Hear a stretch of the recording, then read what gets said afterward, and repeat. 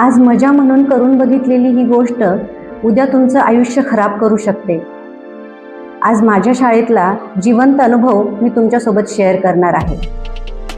खरं तर या व्हिडिओमध्ये कुठलीही स्क्रिप्ट किंवा एडिटिंग नाही, फक्त माझ्या मनातला सल मी तुम्हाला बोलून दाखवणार आहे।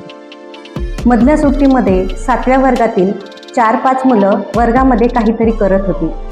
साहजिकच सर्व शिक्षक जेवण करत होते आणि ही मुलं सिगारेट ओढत असताना पकडली गेली।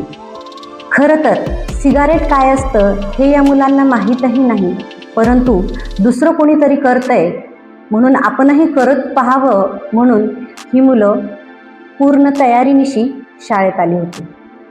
सिगरेट का सलीका हो, मैंने यू पी के देखा और यू धुआं छोड़ा एक बार। हाँ ये ने तू बोल। मामा ऐसे बोलूंगा इसके कान दवा इन्हें लाया और तू तेरा बोल। कितने बार पिया? और इन्हें लिया तो हाँ तूने कितने बार पिया? हाँ समय समय किने किने पिया बोल। बट हाँ हाँ हाँ और डब्बा का है? आजचा हा प्रसंग पाहून शिक्षक या नात्याने मनावर प्रचंड प्रहार झाले। खरं तर नगरपालिका, महानगरपालिका, जिल्हा परिषद किंबहुना मोठ्या मोठ्या इंग्रजी मीडियम शाळांमध्येही थोड्याफार फरकाने ही परिस्थिती आढळून येते। मी माझ्या सर्व शिक्षक बंधू भगिनींना विनंती करेन, गणित, इंग्रजी, विज्ञान, इतिहास हा सिलेबस थोडाफार राहिला तरी चालेल, आपण तो पुढच्या वर्गात कव्हर करू, परंतु मूल्य शिक्षण आणि नैतिकतेचे धडे या मुलांना नक्की द्या। कारण दिवसभर या मुलांचे आईवडील कामासाठी बाहेर असतात। आपल्या माघारी ही मुलं काय करतात, कुणाचं अनुकरण करतात, मोबाईलमध्ये काय बघतात हे आईवडिलांना माहीत नसतं। त्यामुळे समाज घडवण्याची जबाबदारी ही शिक्षकांची आहे असं मला वाटतं।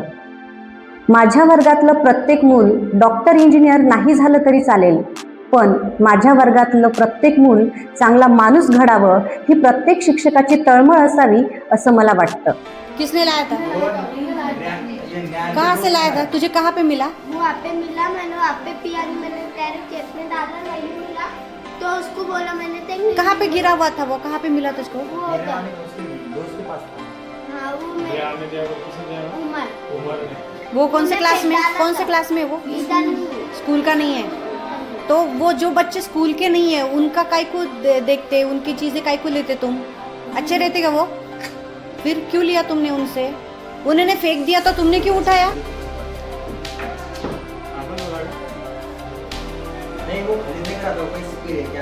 और फिर बाद में सीखने वाला था, है ना? और सीखने वाला था बाद में। मामा 2 बार पिया।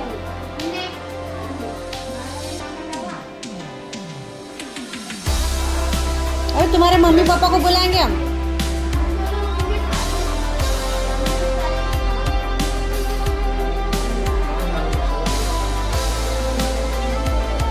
नहीं अभी कल तुम पांचों ने अपने अपने मम्मी पापा को बुला के लाने का। फोन करून बोलून घेऊ ना त्यांच्या आईवडिलांना। बघा, दूधवाला जेव्हा आपल्याला दूध देतो तेव्हा माप मोजून झाल्यावर तो त्यामध्ये थोडीशी शिल्लकची धार ओतत असतो। त्या शिल्लकच्या धारेकडे आपलं लक्ष असतं। मग शिक्षक म्हणून आपण आपल्या विद्यार्थ्यांना शिल्लकची कोणती अशी धार देऊ शकतो? तर ती आहे मूल्य शिक्षण आणि नैतिकतेचे धडे। मापात बसणारं गणित, इंग्रजीचं शिक्षण देणं हे तर आपलं कामच आहे, परंतु मूल्य शिक्षण, नैतिक शिक्षण नावाची शिल्लकची धार आपण विद्यार्थ्यांच्या पदरात टाकली तर खऱ्या अर्थानं शिक्षक म्हणून आपलं जीवन सार्थकी लागेल असं मला वाटतं। आमच्या मनपा हर्सुलगाव या शाळेत मूल्य शिक्षण उपक्रमाचा एक भाग म्हणून बालमानसशास्त्राची जाण असणारे वक्ते आम्ही महिन्याच्या शेवटच्या शनिवारी आमच्या शाळेत आमंत्रित करत असतो। विद्यार्थ्यांनी चुकीचे वागू नये यासाठी आम्ही पोलीस खात्याची देखील वारंवार मदत घेतो। नजीकच्या पोलीस स्टेशनमधील अधिकारी व कर्मचारी वेळोवेळी आमच्या विद्यार्थ्यांना शाळेत येऊन मार्गदर्शन व प्रबोधन करत असतात। अशा प्रकारे दैनंदिन शिक्षणासोबतच नैतिक शिक्षण आणि मूल्य शिक्षण सर्व सरकारी शाळांमध्ये नक्कीच दिले जाते हे मी अभिमानाने सांगू शकते।